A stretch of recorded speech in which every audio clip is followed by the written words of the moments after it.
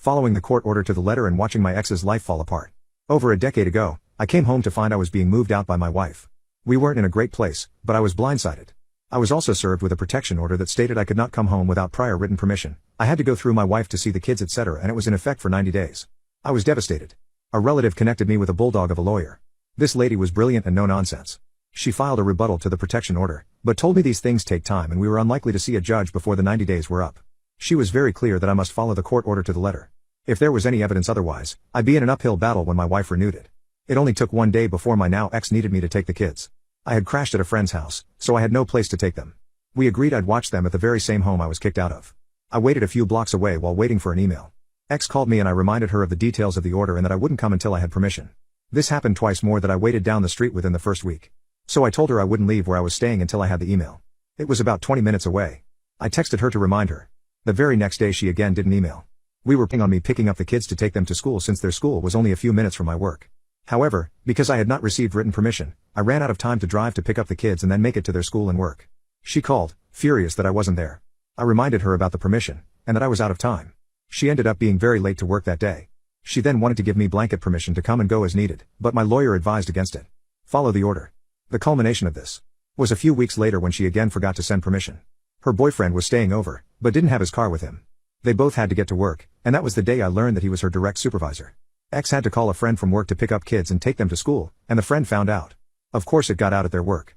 Within a week of that, the boyfriend was fired over their relationship and my ex was suspended. My husband's sister is in love with him plus update. My husband and I met each other at a ski lodge 9 years ago. Many mutual friends attended and there was a singing competition and both of us were set up by our friends to enter it. Sparks flew during our duet and the rest is history. This was the first time I caught on to my sister-in-law, Tina's, disturbing behavior. After the singing competition, he and I went to the cafe to chat. Tina came storming up to us and demanded he come back to their group. She never looked at me and whined when he shut her down. She ran off crying and apparently took her sister's room key cards and locked them out so they had to stay with the friends in their room. Fast forward to when we bought a house together. We had a housewarming and invited family and close friends. Tina showed up in a suggestive club outfit. She ignored me the entire time and hung all over my husband. She kept recalling tales of them when they were little and how close they were. She'd kiss him on the cheek, hug him, and touch his arm when laughing. He was visibly uncomfortable so I stepped in. She was going around reminding everyone that he used to say he never wanted to have kids, but now he's playing daddy to my daughter, as I have one from a previous marriage. One of my friends said she thought Tina was weird for talking about how hot his modeling photos were when he did print work back in college and that her favorite photo was of them at a beach in Hawaii during a family vacation a few years back. The most bizarre thing she told a few people was that he had never dated a woman of color before and now all of a sudden he's in love. Then things go south at the end of the night when he gets down on one knee and proposes to me. She started crying and ran to the restroom. Their dad went to check on her and then drove her home. My husband always equated her behavior to jealousy because she never had healthy relationships. After that tantrum, she skipped our wedding, baby shower, our children's birthday parties, and other family events that we attended. I was fine with extending invitations because I knew she wasn't going to show up. She had some sort of mental breakdown and was in and out treatment for years. I'm currently pregnant and our baby shower is at the end of this month. I'm having it a few months early because I'm at risk for going into labor early, like I did with my other 2 children. My mother-in-law called to RSVP and stated Tina would be riding with them and if it was okay if she brought her new boyfriend. I was surprised because we hadn't seen her in years, but I was apprehensive to agree. Eventually, I did agree and hoped that she resolved whatever caused her so much distress when she was around my family. Well, it took all of 24 hours for her to start her nonsense. She texted my husband paragraphs at 3 a.m. telling him how she felt about our family. First, she went on to say how much she missed them being close and how I came in and destroyed their close relationship, when I barely said 50 words to her in 9 years. She asked him if he was happy with his life because again, he used to say he never wanted kids or to get married. She then asked if he thought about her all this time and if he could meet up with him before the shower and talk alone, face to face. That was the last straw for me. I pressed my husband about it and tried resolving this weird issue. Apparently, my husband has known his sister has been mentally ill this way, as when she was 11, she asked if they could cuddle and kiss and he said no. He admits her behavior since then has always been weird and dramatic, but he didn't pay her much attention because there were many siblings and they all hung out all the time. I asked him if he could uninvite her and this new boyfriend because I think she's going to bring drama to our baby shower. He said he wants to talk to his parents first to see what kind of state she's been in, but I know in my gut that she's ready to ruin our day with her theatrics. Update: my husband ran home from work because Tina blew up his phone, texting and calling. Now, my husband always texts or calls me on his lunch break to check on me, even before the pregnancy, so I knew something was wrong when he didn't. Since he left Tina on read, She started calling and sending a slew of unwarranted and degrading texts about me and our children, so basically Tina being Tina. He didn't run it by me, but he sent her a long paragraph, which he showed me when he got home, basically telling her off and told her that he would rather never speak to her again than listen to her talk bad about our family. He told her she would never be invited to any of our family functions and that she needed to check herself back into the hospital if she thought their sibling relationship was ever closer than it actually was. He closed it by saying he would let the family know the reason she was uninvited and that he hoped she's either seeing a therapist or would find one immediately. I'm not surprised at his response because the things she said pushed him to that breaking point. I think the worst thing she said was that my miscarriage years ago, which would have been our first child together, was caused because we don't actually belong together and that my body couldn't even carry any of my children to term. I expected her to bring something like this up, but I could tell it really hurt him, and that's why he didn't hold back from her. He then blocked her and told me he's changing our phone numbers. He called his parents and the oldest sister, whom he is close with, and explained to them why she's never allowed to visit our home. He shared all of their text exchanges, and they were mortified. He asked them not to share our address and when we changed to new numbers. They assured us that none of them shared this information with her because she actually asked for his work schedule and mentioned driving up a day early to surprise him. My father-in-law had the most to say, and I get it. It's his baby girl, but he hadn't shared much info beforehand with anyone besides his wife. Apparently, the dad knew Tina always loved my brother but never saw anything too much of it, and came to accept Tina the way she was. A few years ago, they had a conversation about her behavior, and she told him that she had been keeping a diary about him since she was a teenager. She explained it was to process her emotions and to challenge negative thoughts. All I heard was that she wrote about him for years. So there's several journals in their home, probably enforcing her beliefs. Apparently, she only stayed away from my husband because my father-in-law kept her in check and was able to get her hospitalized several times for being a threat to herself. They told us they would deal with her and apologized for thinking she had resolved her issues. My in-laws are saints, and I thank them for believing us and keeping her away for all these years. Luckily, she's currently living with them due to her issues, so they're going to speak to her tomorrow morning. The other sister-in-law called me when we got off the phone with the in-laws. She told me that she was really sorry because she's the one who hooked the new boyfriend and Tina up and suggested that she show him off at the baby shower, but admitted they had only been dating for like 2 weeks. She said she sent the text Tina sent to my husband to her then boyfriend, so I'm pretty sure they're probably not a thing anymore. I'm kind of nervous how Tina will deal with 2 rejections so close together. The 2 sisters aren't that close, and she was audibly disgusted to find out that her sister has been pining for their brother all these years. She has a theory though. She thinks it started with the older brother, Sean, because when Tina was little, she would follow Sean around all the time. He's older, so he went off to college abroad. Tina was about 10, and then he permanently moved to Europe. It seems like the crush transferred to my husband when Sean left. She suspects Tina has just severe psychological issues and does not see a problem with having a crush on your brother. Sean hasn't been back to the States since he graduated high school, and no one really has contact with him, so she said she can't call and ask him about it. I have to admit I'm kind of curious and would have been interested in hearing what Sean had to say, but I'll rest assured knowing our involvement in the whole thing is over. Edit. We just got a call from the older sister. Tina found out she will never contact my husband again and was devastated. So much so, that she took her own life. Rest in peace, Tina. You were a psychopath, but suicide is no way to go. My climate change activist husband spent all my money on a new Tesla to save the environment, and now I'm struggling to pay for my daughter's education. Me and my husband met in college. I was pursuing an incredibly academically rigorous route to become a lawyer, whereas my husband was getting his degree in environmental sciences. My husband and I really connected as people, and so we got married soon after college. Only a year later I got pregnant with our first daughter. I love nothing more than our daughter, but I also am a really career-oriented person, so after her we haven't tried to have any more kids. My husband, on the other hand, said that he wanted to be a stay-at-home dad. This arrangement worked really well for us, and it made our life really convenient. Up until this year when I got my huge salary raise, but it also came with more work hours. Now I would barely see my husband and daughter as much, and most of our conversations were about climate change, because my husband was absolutely fascinated by it. Now one thing that's important is that we invest most of my money into our daughter's education because she goes to a very expensive private school. My husband during this period of time said that he wanted to make some minor changes to our lifestyle, so that we could be a lot more environmentally friendly. Of course I had no problem with that, and was always looking to help out my community. However, when this type of behavior starts to interfere drastically with my lifestyle, that's when I have an issue with it. At first it was just switching to reusing more of our stuff, and buying second-hand clothing, then it turned to buying more eco-friendly products. Then my husband started volunteering. Now again I have nothing wrong with pitching in to help the community, but this was totally messing up my schedule, and our daughter was now consistently getting picked up late from school. I tried to talk to my husband about this, but he just started to say, "Oh, I'm sorry for trying to help save the planet. Do you know how many animals and habitats are destroyed by the actions of people like you?" I let it drop because obviously I was glad that my husband found something that he was passionate about, and in the end we developed a much better system for taking care of our child. Later that week is when the second incident happened. My daughter called me from her dad's phone and started complaining about how dad was making her take cold showers. I asked her to pass the phone to him, and demanded he explain himself. He said that hot water was not a very eco-friendly thing and it was overall beneficial for the family to start taking cold showers.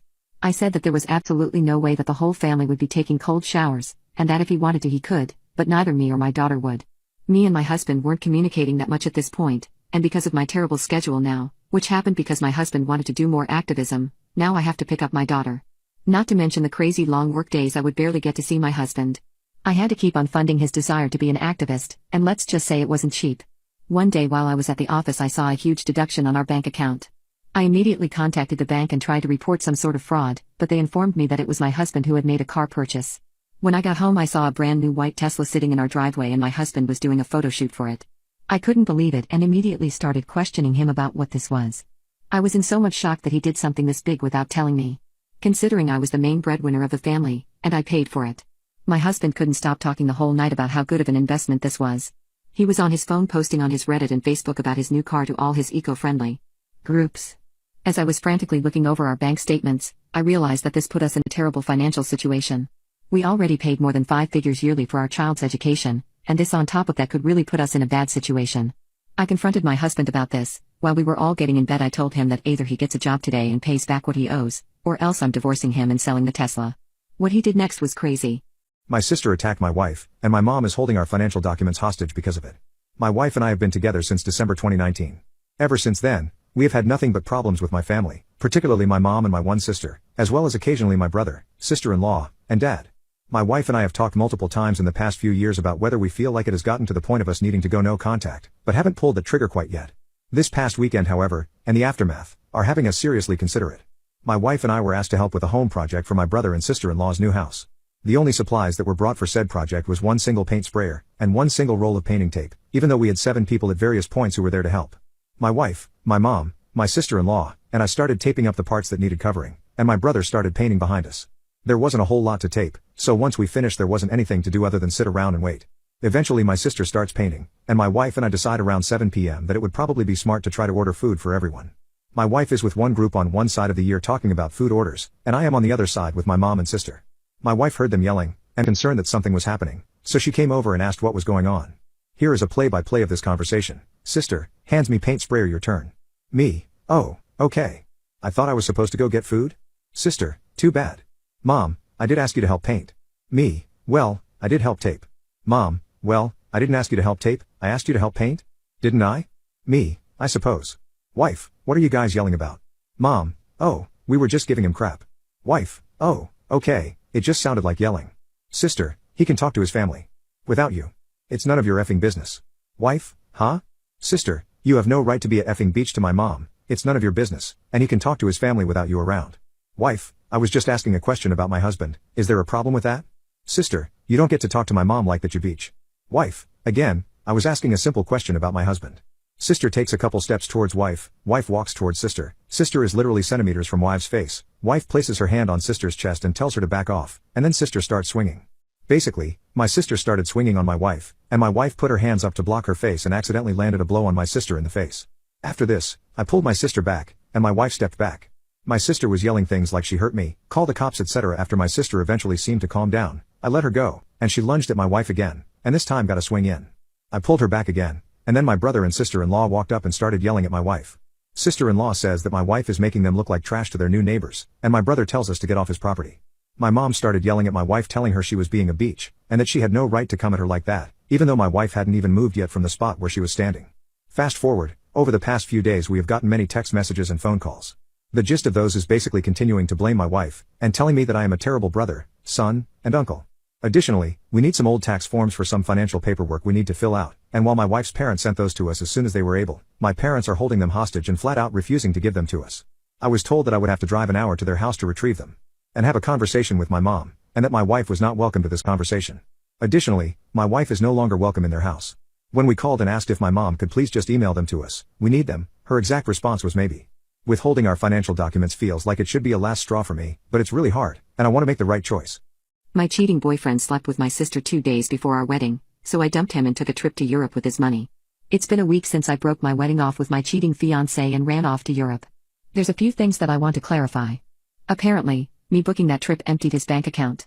But since I have blocked him on everything, he's been trying to reach me through mutual friends. Although, after I explained the situation to them, they were more than happy to block him too. So he's been losing friends on top of his marriage.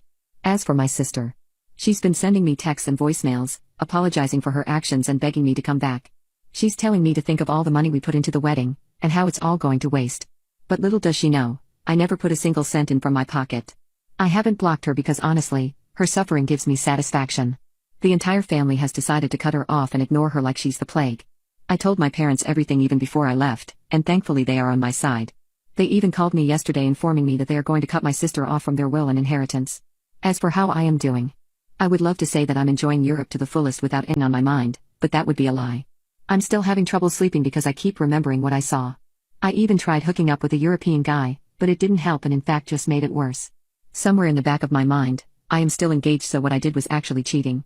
It made me so disgusted that I had to throw up and tell him to leave. I guess even though my now ex was a betraying backstabber, I can't do what he said even if it's to get back at him. But regardless, there's still a lot of time left, and I'm going to do my best to enjoy my relaxed trip. Also, my ex has decided not to press any charges on how I used his card for this. Apparently, he's still holding on to some hope that I will come back and forgive him. But that will never happen. I will remember what he did until the day I pass away, and will never forgive him. Not only did he cheat on me, he also destroyed 4 years of my life. What's your worst summer camp experience? I took a huge stinking shit at the summer camp I had just started attending, and I was like 13, so I thought that I'd brag to all the guys about it. I named it Gigantashitkus, and that name didn't even do justice to my fecal child. It was easily 13 inches long and was a little less thick than an Arizona iced tea can. To somebody who was 13, this was like a blessing from God. Imagine how cool my bunk mates would think I was when I showed them the shit to end all shits. I was ecstatic. I rolled on the ground to the stall next to me, while my pants weren't on and I had a dirty butt. I didn't want the toilet paper to cover up my magnificent baby after all. So I shimmy into the other stall and start wiping. I wasn't really focused on anything but wiping and then gathering my friends for a show and tell, so the thought of locking the stall I was currently in slipped my mind. So I had no pants on, I was giggling because I was so excited, and I was wiping my butt in an unlocked stall. Not the best situation to be in. Luckily I finished my wipe and decided to slide back under stall walls to the original Holy Land. I crawled about halfway into the other stall when I heard the door that takes you into the bathroom open. I was dead still because I didn't want anyone to get suspicious and start snooping around. I watched with bated breath as the pair of size 11 boots made their way across floor towards the stalls. I recognized those work boots. They belonged to a big dumb farm boy named Nash. Nash was really big, really dumb, and really didn't like me. It felt like an eternity as he did his big dumb shuffle across the line of stalls. He finally was out of my vision and all I could do was pray. His footsteps stopped somewhere near the stall I was half out of, and I hear the creaking of a stall door. Nash had gone into the stall next to the one I was climbing out of. Nash took a shit that I'm sure rivaled mine, seeing as half the food budget at camp was labeled for Nash. I was starting to get really uncomfortable laying on the ground, so I decided I could risk slowly crawling back into Gigantashitkus holding pen. I started my methodical slither when the bathroom door opened again. "Hey Nash, you in here?" asked a camper named Tim. Tim was Nash's friend and him and I met before. "Yeah," Nash replied. "I'm in the handicap stall at the end." I was praying Tim wasn't going to take up the stall closest to Nash, because that was the one with my white butt sticking up in it. Then Nash said something that made my heart drop like the shit I had just pinched out. "I wouldn't take the stall next to me though. Dan is bare butt naked and on the floor in there." Nash knew. He must have either opened my door and saw my booty, or looked underneath his stall and saw my gooch. I was dumbfounded and felt like a total idiot. I started wiggling my way back when Tim came over and opened the stall door. I got most of my butt on the other side of the stall wall, but Tim saw enough. Tim immediately went out to tell everybody about how I was dragging my pee-pee on the tiles with no pants on, and by the time I got dressed, a dozen older campers were trying to come in and see what was up. The head counselor Brian also came in to investigate, and he was waiting outside my stall as I opened it. I didn't bother to flush down my loaf, because I still wanted to salvage as much of this as I could. That backfired almost immediately, because as soon as Brian was finished looking at me, his eyes wandered to my tennis ball tube shit. The only word that gives his reaction any justice is flabbergasted. After getting his bearing, he told me to flush my shit, wash up, and meet him at the camp main office. That sounds doable, right? Wrong. Gigantashitkus lived up to his name, and as the father of all other shits, a mere camp toilet bowl wouldn't bring him down. I flushed and flushed and flushed, but all the turd did was spin around like it was an Olympic ice skater. While this was happening, Brian was shooting dagger with his eyes, and the rest of the campers who could see were either laughing at me or in awe of my shit. Eventually Brian handed me a pair of medical gloves from the supply cabinet and simply said pick it up. I was hesitant, but I really didn't see any other option. The shit was pretty solid, and I cradled it like a child as Brian led me to the supply shed. I have never been so embarrassed in my life. Some of the guys thought it was hysterical, but almost everybody else, including the girl campers, were absolutely disgusted. Brian got a shovel and dug a little hole about 10 yards deep into the woods next to the supply shed. He told me to bury it, and with motherly care, I placed Gigantashitkus in his shallow grave. "Wash up, I expect you to be at the office ASAP," Brian told me. All activity at the camp has stopped at the point, and a solid 150 campers/counselors were just staring at me. I was ashamed, and made my way back to the bathroom with my shit-covered gloves and the reddest face imaginable. What's your worst summer camp experience? I took a huge stinking shit at the summer camp I had just started attending, and I was like 13, so I thought that I'd brag to all the guys about it. I named it Gigantashitkus, and that name didn't even do justice to my fecal child. It was easily 13 inches long and was a little less thick than an Arizona iced tea can. To somebody who was 13, this was like a blessing from God. Imagine how cool my bunk mates would think I was when I showed them the shit to end all shits. I was ecstatic. I rolled on the ground to the stall next to me, while my pants weren't on and I had a dirty butt. I didn't want the toilet paper to cover up my magnificent baby after all. So I shimmy into the other stall and start wiping. I wasn't really focused on anything but wiping and then gathering my friends for a show and tell, so the thought of locking the stall I was currently in slipped my mind. So I had no pants on, I was giggling because I was so excited, and I was wiping my butt in an unlocked stall. Not the best situation to be in. Luckily I finished my wipe and decided to slide back under stall walls to the original Holy Land. I crawled about halfway into the other stall when I heard the door that takes you into the bathroom open. I was dead still because I didn't want anyone to get suspicious and start snooping around. I watched with bated breath as the pair of size 11 boots made their way across the floor towards the stalls. I recognized those work boots. They belonged to a big dumb farm boy named Nash. Nash was really big, really dumb, and really didn't like me. It felt like an eternity as he did his big dumb shuffle across the line of stalls. He finally was out of my vision and all I could do was pray. His footsteps stopped somewhere near the stall I was half out of, and I hear the creaking of a stall door. Nash had gone into the stall next to the one I was climbing out of. Nash took a shit that I'm sure rivaled mine, seeing as half the food budget at camp was labeled for Nash. I was starting to get really uncomfortable laying on the ground, so I decided I could risk slowly crawling back into Gigantashitkus holding pen. I started my methodical slither when the bathroom door opened again. "Hey Nash, you in here?" asked a camper named Tim. Tim was Nash's friend and him and I met before. "Yeah," Nash replied. "I'm in the handicap stall at the end." I was praying Tim wasn't going to take up the stall closest to Nash, because that was the one with my white butt sticking up in it. Then Nash said something that made my heart drop like the shit I had just pinched out.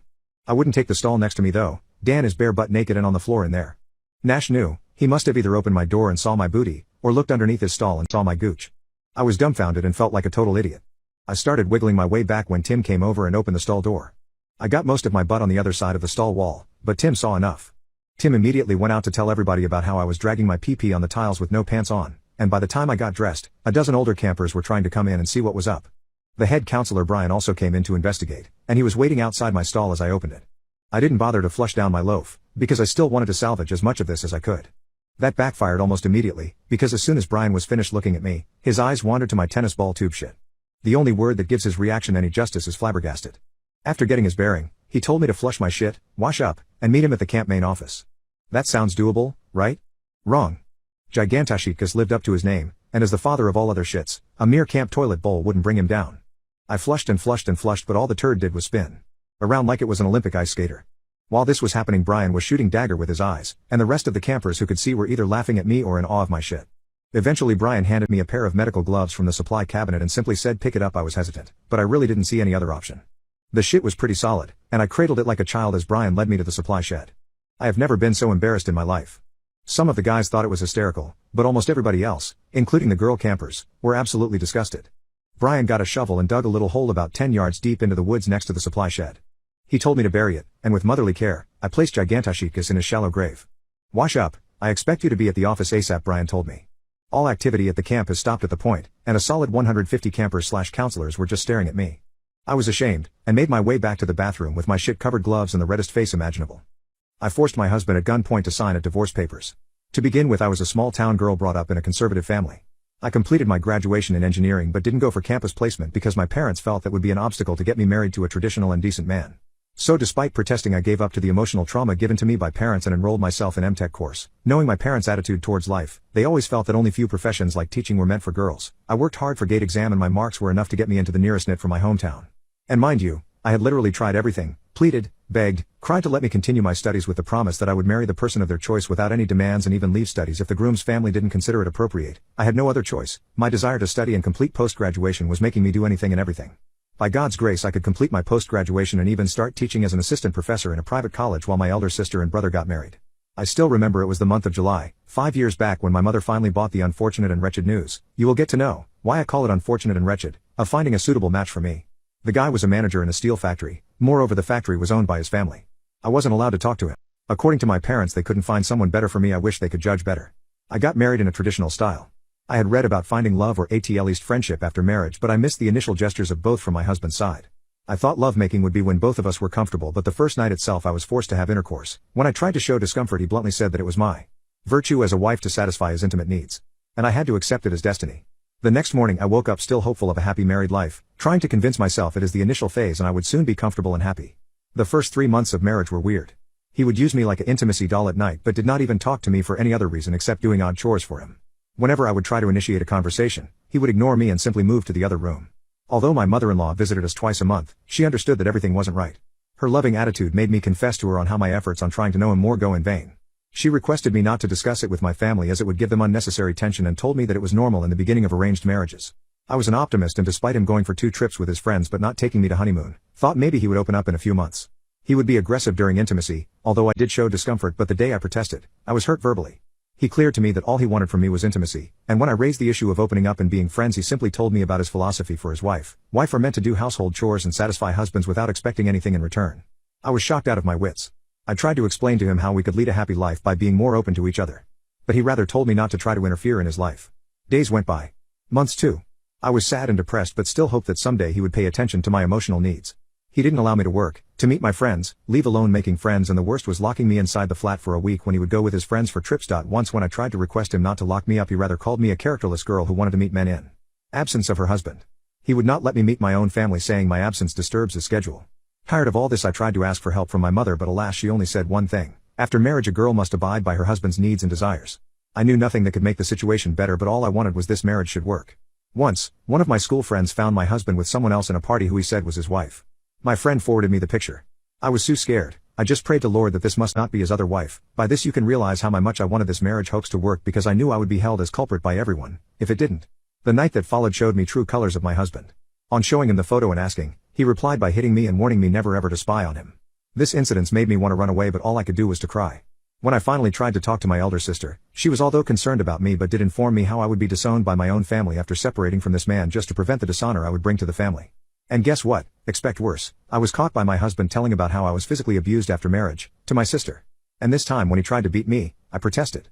And as a result of which he broke my phone, my only link with the outside world, and pushed me hard, just to make me bang my head on the table, the severity of which made me unconscious. He was kind enough to take me to the hospital, although later I realized it was not kind, but an obvious thing which anyone would have done. I got stitches. MRI report showed clots on the right side, that's why I said it was obvious to take me to the hospital. And out of human nature I thought maybe now he would start caring for me. But I was wrong. But now after 5 years I feel grateful of him to not leave me to die, but take me to the hospital. There he simply told me, see, I don't want to hit you. But if you don't obey, this is what you will get. All I want from you is to be like the way I want. And we will have a nice life. This was indeed the first time I lost all hope, and considering this as my fate started behaving accordingly. So the 9th month of my marriage went smoothly. Taking advantage of his good mood one night, while he was busy satisfying himself with my body, I requested him to allow me to work as a professor. And to make my idea more lucrative to him, I told him that this could reduce the expenditure he has to do on my basic needs and he could go to foreign trips with his friends. This sounded good to him. And fortunately, in a month's time full of interviews and written tests, I started teaching in an institute. This was my escape from the harsh reality of my married life where I was just used as a maid and a prostitute.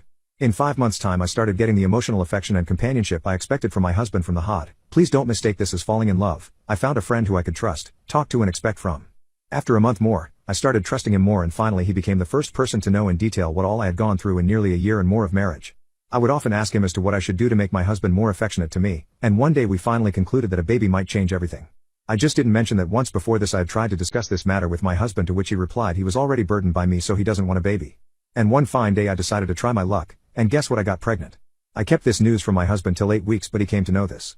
And in rage of betraying him, he didn't want a baby, he hit me again, despite pleading that it was his own child.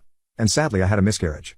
This was basically the first time. The pain and agony of losing my first baby made me determined to get out of this hell. I just took a week leave from work. It was during this time that my absence for so long made my colleague cum best friend realize his love for me. Now let us call him X, because most of the latter part would be about him. Out of care for me and knowing how my husband was, X reached my house and was in utter disbelief to see me in this pathetic state. I had wounds all over, my body was weak and my eyes were swollen. For the first time in a year and a half I saw my pain in someone else's eyes. He hugged me for the first time, confessed his love for me and promised me to get me out of this place at any cost. What followed for the next 3 months was shifting to his home and being lovingly accepted by his mother, being disowned by my family, getting abused by my husband on being a whore, frequent visits to police station, lawyers and court. But believe me, at this time of turmoil I was happy, at peace, and felt as if something beautiful was to happen. First time in nearly 2 years. During these days once when my husband started filing false cases against me like, harassing his old parents, having extramarital affairs, being a worker of a intimacy racket gang, yes, you read it right, he just wanted to pull me down anyhow. X and me found our law system incapable of differentiating between wrong and right. We made up a plan. As per the plan, we kidnapped him and made him sign at divorce papers at gunpoint. And used the property papers. He was given a large amount of ancestral property by his parents, as a bait to make him accept all his deeds, domestic violence and intimacy abuse, and also filing false cases against me, in court. Finally the paradise of my life began. I married X, we shifted along with his mother to other city. We started working in a new institute again. It has been 3 years and life has been simply a bliss. God has blessed me with a son, who is going to turn 2 this June. Maybe God is paying me back for all the pains I suffered, in the form of a beautiful life unfolding every day. Time has indeed healed all my wounds. I was and will always be grateful to X for being a guardian angel and the biggest blessing in disguise. My husband of 9 years just slapped me for the first time today in front of our son. Should I slap him back to show my husband that he will get the boomerang treatment if he hits me again and to show our son that his mother isn't scared of his dad?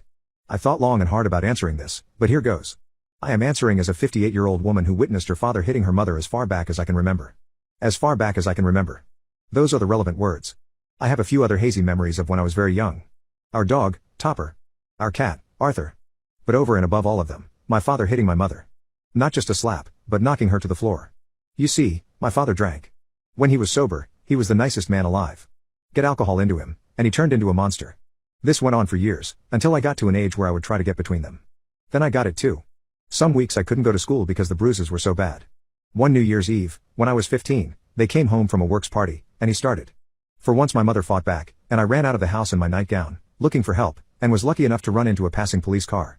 By the time I got back to the house with the police, there was blood all up the stairs, my kid brother and sister awake and terrified, and both my mother and father were carted off to hospital, leaving me to deal both with 2 very scared little kids and to clean up all the mess. Did it stop after that incident? No, of course not. My father still drank, my mother and I still got battered, until one day a couple of years later. I was 17, had recently started work, and got home that day to find my mother, sister and brother hiding in the garage. All 3 of them had punch marks. Yes, my father had been drinking again.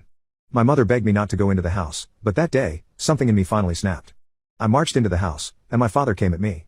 He landed a couple of punches, driving me back into the kitchen, until I backed into the cooker. Without even considering it, I grabbed the handle of a pressure cooker, a hefty bit of kit, and swung it at him as hard as I could. He hit the deck. Out cold. Turns out I'd broken his jaw in 2 places. What a shame. I left him lying on the floor, and went to get my mother, brother and sister. My mother was shocked to see me, and couldn't believe I'd walked out relatively unscathed, and when I told her what I'd done, she almost ran into the house to see for herself. My father had started to come round, and was moaning that he needed to go to hospital. My mother said she'd take him, and he rather unsteadily got to his feet. He almost flinched when he looked at me, and that was when the last of my fear of him left me. He was a bully, just a drunken bully, and like all bullies he could be stood up to. I took a step towards him and said, quite calmly, if you ever hit any of us again, I will off you in your sleep. He clearly believed I meant it, because he never again raised his fist to any of us. Years later, talking about it with my mother, I remarked that he must have believed me. My mother gave a little smile and said, not just him. I believed you. I guess what I'm saying with this story is, don't make your son be me. Don't make him grow up with memories of his father hitting his mother. Don't put him into the position where he will try to defend you. Once a man starts hitting a woman, it's a slippery slope. Leave. Or make him leave. The year in which I finally stood up to my father and decided no more was 1978. For many women like my mother, there was no help. Families might know that this kind of thing went on, but it wasn't talked about. I also want to refute any suggestions that my mother was a weak woman. My mother was trapped. My father was 10 years older, and had abused the trust of a young, innocent girl, got her pregnant, and was forced to marry her too. Escape prison. My mother was 15 when I was born, 3 months before her 16th birthday. They were married 2 days after her birthday. She had no choice. Again, these were very different times. A year after I finally stood up to my father, my grandmother passed away. She left her house to my mother. Finally, my mother had somewhere to go, and she took that chance like a shot. Although my father had never used his fists again, he had resorted to verbal abuse. Some of the things he would say were truly awful, and in its own way verbal abuse can be as bad, if not sometimes worse, than physical abuse. I had been offered a job at the other end of the country, and my mother finally having her own place, and an escape, allowed me to pursue my dream. We all moved on. A couple of years after she left my father, my mother met a wonderful man. They were together until he sadly passed away from cancer 3 years ago. He was a fantastic husband to my mother, a brilliant stepfather, and a fabulous grandfather to my children. He was truly a gentleman, and a gentleman. I am only 4 feet 10. My father was not a tall man, but the day I stood up to him I wouldn't have cared if he was 6 feet 10. I wasn't thinking about anything except this is going to stop. Seeing my mother, brother and sister cowering in the garage, on a freezing cold day, shivering and too scared to get any warmer clothes was the final straw. For those who have commented that they have lived through very similar events, I am truly sorry. I do understand your pain, and the scars, both mental and physical, that it leaves behind. I have sometimes wondered how different my life would have been if none of that had happened, but I finally realized that it has shaped the person I am today, and I like the person I am today. Since that day I have never been afraid to stand my ground, to stand up for what I believe to be right, and to speak up for those too afraid to speak for themselves. I am speaking to those of you now who have similar scars. You were a child. It was not your fault. My unbearable wife left and now I want her annoying self back. She's back to being a pain in my butt. The progress my wife made was somewhat slow. Firstly, I want to explain to you my relationship with my wife's mother. Me and her were friendly, I respected her as a mother figure to my wife and a somewhat mother figure to me, but she didn't really like me. She was friendly to me, never had an argument with her, it wasn't something personal with me, but she didn't really like my presence. I think it had to do with the fact that she didn't trust men anymore because of my wife's father. But, although she didn't like me, she respected me as her daughter's partner and accepted me and even gave me good advice in life. She is way better now, still not her full self but she started being a bit annoying. After some of your advice I decided to wait a bit to prank her, until I thought she was ready for a prank. After like 1 month one morning I woke up before her, got out of bed, went to her side of the bed and started fast kissing her cheeks waiting for her to wake up. When she woke up she looked at me a bit confused and asked what I was doing. I just got on top of her, took her in for a hug and started kissing her more. After like 10 seconds I stopped, I didn't want to lay on her very much to not make her feel unsafe or uncomfortable, got up and yelled I love you. Her reaction was very good, she giggling the whole time I was kissing her and after I yelled she said that she loves me too. I then told her I'm going to make some coffee for both of us, and you guessed it, I salted her coffee. She again reacted very well and spit it all out and started laughing hysterically. In my opinion that made her a bit better but she was understandably still very sad. But her first prank was unexpected and very funny. After like another month of me doing little pranks on her, mostly yelling I love you and very rarely salt in her coffee, she took revenge, and so she did. I don't know what she got, but it was some type of chocolate cake that when you poke it with a knife it explodes in your face. I didn't know what the occasion for cake was but hey it was cake so I didn't suspect anything, and so I tried cutting it up and it exploded on my face. My wife was of course laughing very hard and I just got the rest of the cake that was on the table and slapped it, gently of course, not a full-on slap, on her face and so we were both covered in chocolate cake. We were laughing so hard we both fell on the floor and after a few minutes we started hugging each other on the floor and stayed like that for like an hour. I don't know why we did that instead of cleaning ourselves up first but it was amazing smiles now, she's still very sad, but she started being annoying again, not that much though, and she's overall way better than when she was when I first posted on here. But, the biggest surprise, is that she is pregnant. With a girl. Yes, she is going to be a mother, and I'm going to be a father, we are both so excited and we already know the name of our precious daughter. My wife asked me, a bit scared, if we can name our daughter, her mother's name. And I of course said yes because firstly it's my wife's most important person's name, or second after our daughter, and secondly, it's a very pretty name. So yeah, this is the update, my wife is excited to be a mother, but very upset that her mother isn't going to meet her first grandbaby. I'm glad she is way better now than 7 months ago, and I'm very proud of her because she's a very strong woman and a very amazing wife and I don't doubt that she's going to be an even more amazing mother. Am I the a-hole for expecting my date to cover the cleaning cost of a dress he ruined? I, 27F, am in a bit of a dilemma and could really use some advice. I've been seeing this guy for a couple months, and we decided to go to a nice high-end restaurant for a date. Initially I was going to wear a nice dark blue dress that I like to wear out, but he asked me to wear a different white dress that I had shown him once as it matched his outfit. I've never had a guy ask me this. The white dress in question was a gift from my late grandmother and was quite expensive, so I was reluctant but agreed and just asked that we didn't go anywhere after where I might spill something on it or otherwise mess it up. He mentioned clubbing after dinner which is why I said that. I didn't want to risk messing the dress up, and he said we could just go to dinner and I could change out of it before doing anything else. Great. However, the evening took a turn for the worse when he accidentally spilled his red wine all over my dress. He had gotten an unexpected call and when he tried to quickly mute his ringer, his elbow hit his glass and it spilled all over the lap area of my dress before I could react. It was completely drenched and stained. He was apologetic at the time, and I tried to be cool about it, but inside, I was devastated, especially since I had mentioned specifically how I wanted to be careful wearing it. Later, I mentioned to him that the dress was very expensive and asked if he'd be willing to help with the cost of cleaning and placing it. To get it professionally cleaned and the stain removed would cost $100, which I asked him to pay half of. To my surprise, he got quite defensive. He argued that it was an accident and that I was being unreasonable for expecting him to pay for something like that, and that it was my fault for wearing it out knowing that it could have happened. I feel like it's a matter of principle. Yes, it was an accident, but the dress is ruined, and it was extremely sentimental to me, not to mention a valuable dress. He thinks I'm being materialistic and making a big deal out of nothing. Now, I'm not sure how to feel about his reaction. Am I the a-hole for expecting him to cover the cost? Ex-landlord says he'd see me in court not realizing I'd be the one bringing him to court. A couple years ago, I was in an apartment with my friend and younger sister. My sister was violent towards my friend and I ended up having to get a restraining order against her. She brought in a dog without permission, which caused some damage to the unit. I informed my landlord of the incidences of violence and the damage and sent him pictures. He basically told me to deal with it myself, which I did by getting the protective order. After this, my roommate questioned the legality of holding us responsible for her portion of rent. Up until this point, our landlord had not asked us to leave due to my sister's actions, but he did after the lease was brought into it. We were out by the date he specified on the notice to quit. My roommate was there until midnight making sure the place was spotless. We moved to an apartment across the street. 2 weeks had passed since he was informed that we had vacated the unit, and we had not gotten anything regarding our security deposit. In our state, a landlord is required by law to either return the remainder of a security deposit within 2 weeks, or provide a letter itemizing what the deposit was used for. If they don't, the tenant is owed the entire deposit. If the withholding is willful, the tenant is owed double the original deposit. The landlord had actually told me that he would be going on vacation immediately after we vacated, so I returned our keys to him and waited to see if he would send anything.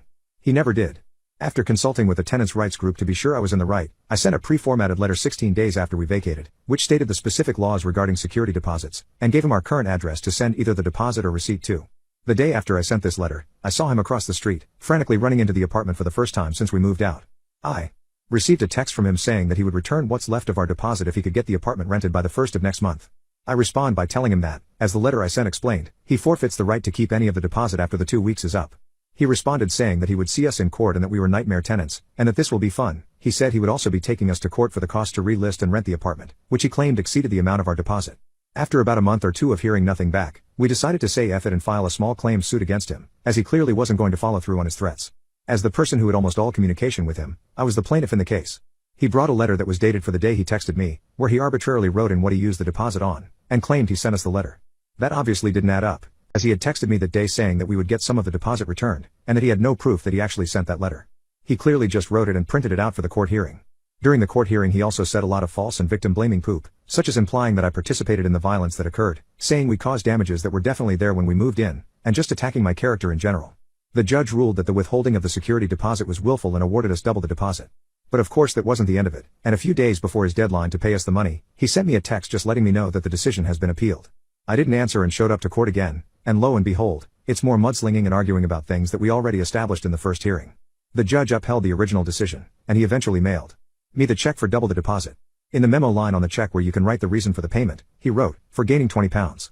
But hey, I cashed that check and spent my half on a new gaming laptop, so I'd say I got the last laugh. My hypocrite mother sided with my ex-girlfriend after she cheated on me, so I cut both of them from my life. Years later my dad cheated on her and now she wants to apologize. My ex-girlfriend was literally the perfect woman. She was beautiful, smart and caring. She would make me handmade meals, go on dates with me, give me lots of attention. She even helped me out when my grades were starting to slip. I was certain that I was going to propose to her and marry her once we were both out of college. So imagine my surprise when I caught her in bed with another guy. It was her birthday and I had bought a new phone for her along with some flowers. I knew this would impress her because her phone screen had got a crack in it recently. But when I pulled up to her house and knocked on her door, I heard the sound of my girlfriend going at it with another man. I confronted her immediately, yelling and hitting the guy. He ran out like his life was in danger. Meanwhile, my girlfriend begged me and basically recited the cheater's anthem. About how it wasn't what I thought it was, and that she loved me with all her heart.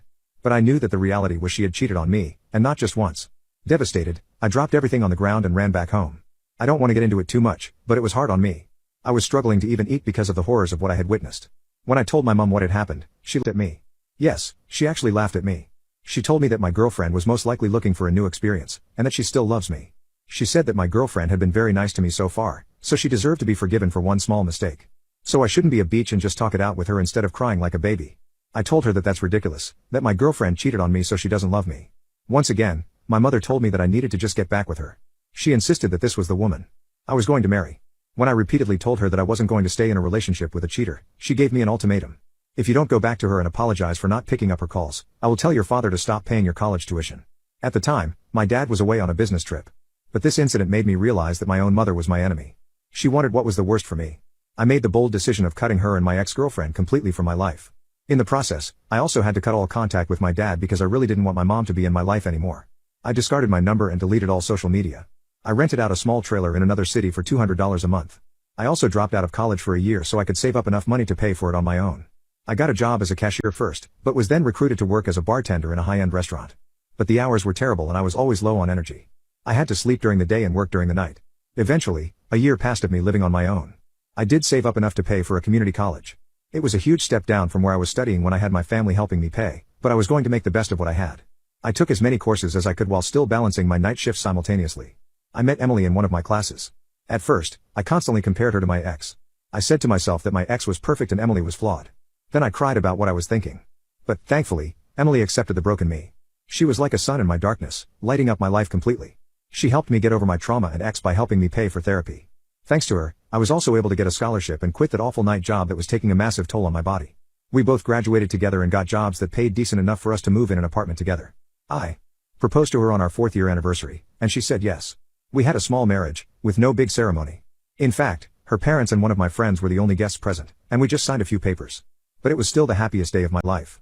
It felt like I had finally achieved something despite almost being screwed over. Now, and I still can't believe I am calling her this, my wife is expecting a baby in around 4 months. Our lives have stabilized and we are both ready to take the next step, raising our own child. By this point, it had been years since I had even thought of my family. So naturally I was dumbstruck when out of nowhere, my mother texted me. Somewhere along the line, I had created a new Facebook account so I could post pictures of me, Emily, and our future baby. But I never thought that my hypocrite mother would find it and use it to contact me. I was expecting her to yell at me, demanding me to come home. But it was the opposite. She was apologizing to me, begging me to forgive her. She admitted that she was wrong, and that she didn't realize how much I was hurting. I won't lie, I was curious as to how a person could change this much, so I asked her straight up what had happened. She confessed that my dad had been cheating on her for over a year. She finally felt the pain that I had to go through and realized that she wanted nothing to do with the person who had hurt her, even if it was her husband. I told her that while I'm sorry for her, I have no desire to rekindle any relationship between us, especially not that of a parent and child. She said that she would do anything I wanted, because she had seen that my wife was pregnant. She wanted to be in her grandchild's life no matter what. I flat out told her that there is no way I am allowing that, and to stop texting me. I have moved on from her and have no need for her artificial care. Then she started saying that she won the house in the divorce, and would sign it over to us if I forgave her. She also said that she has some retirement money saved up, and was going to send it to me as soon as I gave her my contact information. Since I read that, I have just closed my phone and been in deep thought. I don't know how to tell my wife about this. I seriously have no intentions of entertaining my mother's request, but I have also never seen her this desperate. My uncle assaulted my young friends. I made sure he never saw his now ex-wife and children ever again, by getting him banned from a whole country. I plot and plan, what is the worst possible thing I can do at him? I am all consumed. In SA you can pay someone for anything. But I am a big believer of karma, so I know I can't use any nefarious means. I realize I have copies of all of his documents, passports, Namibia and Canada, his ID, with his original name on it, bank statements, showing he had loads of money. He was supposed to send money home to his wife. Before he left he took the proceeds of a car they sold. It was meant for the farm but he told her he needed it for his sabbatical. He would flip cars in SA and double the money. Then I remember, he changed his name and took her surname so he could get into Canada. So for about a year I went backwards and forwards in my head. Do I report him to the Canadian immigration? What will be the repercussions? I was troubled and torn. I am not a malicious person. I was still left off and felt like I needed to do something. I am a person of action. Then I heard he had done the same thing to someone extremely close to me, Annie, during the same period as Jane. She only remembered a year later after extensive therapy. So I sat down in front of my laptop and wrote the most detailed, factual, devastating letter of my life. My hands shook the entire time. I put it all in there, the French assault with links to all the newspaper articles, screenshots of messages to me, blanked out, showing he is distributing naked pictures without consent, illegal in SA as well but not much enforcement, a full timeline of his life, highlighting his name change to deliberately deceive the Canadian immigration. I made it very clear in my report, that his behavior had escalated, without recourse. I did not include the affidavits or correspondence from his wife. Even though she knew of his deception, I didn't want her to get into trouble. I pressed send and got very drunk. It was 100% anonymous so I never got a response. I just carried on my life and helped Annie get better. Jane and my friendship deteriorated beyond repair. She deliberately started dating my brother and has turned him against me. That is a whole other messed up story that I might write about one day, when it stops hurting. I only told Annie what I did this year. I have kept it a secret for about 3 years. I know he has not been able to go back to Canada at all. Banned for life. Part of me feels sorry for his kids and bigger part of me thinks I did them a favor, especially his daughter, who he had started being weird with, saying things like, "Isn't she intimacy for a 13-year-old? You can see the hot woman she will become etc. puke 1,000 times. The au pair that he got pregnant was only 18. I am friends with his ex-wife on FB. She is, Facebook, happy. New guy, kids are happy.